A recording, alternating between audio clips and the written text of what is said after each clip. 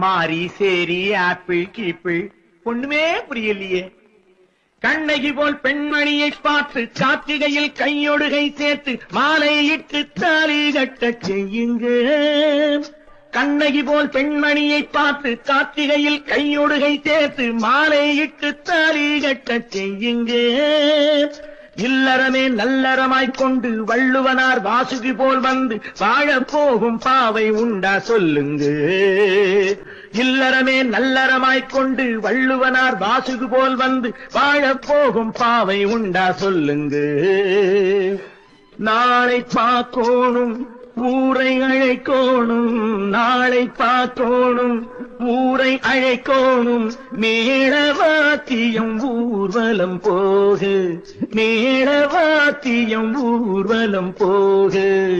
பாதி பேபி ஏச்சு கேளு போச்சுடா. கார்குழலை ஆம்பிளை போல் வெட்டி காதுகளில் கைவளையல் கட்டி நேரில் வந்தா ஏதோ போல தோணுங்க. காசு பணம் என்னிடமும் உண்டு, காடு வயல் எத்தனையோ உண்டு, சேவை எல்லாம் தெய்வம் போல பொண்ணுங்க. தும்பை பூ போலே துளசி செடி போலே, தும்பை பூ போலே துளசி செடி போலே பொன்னை பாருங்க மாப்பிள்ளை இணங்க. வணக்கம். கோவையிலிருந்து மகாவிஷ்ணு பேசுகிறேன். தற்போது பார்த்த இந்த கிளிப்பிங்ஸ் இன்று போல் என்றும் ஆள்க அந்த திரைப்படத்தில் மக்கள் திலகம் பாடிய பாடல்கள், அதற்கு பின்னணி ஐயா டிஎம்எஸ். அந்த குரலை பேக்ரவுண்ட் மியூசிக் இல்லாமல் நீங்கள் இந்த கிளிப்பிங்ஸில் போட்டது ரொம்ப சூப்பர். ஆக்சுவலாக வெல்கம் ஹீரோ அப்படின்னு சொல்லி இந்த ராதா சலுஜா அப்படிங்கிற ஒரு நடிகை தான் அந்த பாட்டு அவங்க தோழிகளோடு படிப்பாங்க. அதுக்கு அதே பாடல் திருப்பி வரும். அந்த பாடலை தான் இப்போ பதிஞ்சிருக்கீங்க. இதில் பார்த்தீங்கன்னா அவருடைய குரல் எம்ஜிஆர் படித்த மாதிரியே இருக்கும்.